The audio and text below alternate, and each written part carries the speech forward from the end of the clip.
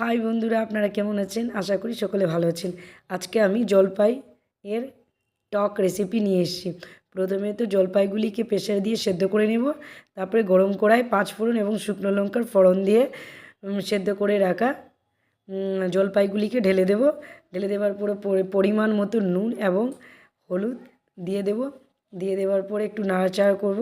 নাড়াচাড়া করে নেওয়ার পরে পরিমাণ মতো চিনি দিয়ে দিব।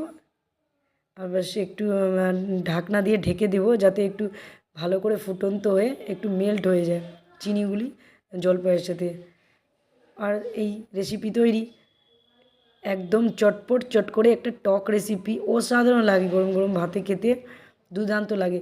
আপনারাও জলপাইয়ের রেসিপি করে দেখুন, খুব ভালো লাগবে। ওকে, প্লিজ আপনারা একটু লাইক কমেন্ট শেয়ার করে দিন। ওকে, বাই।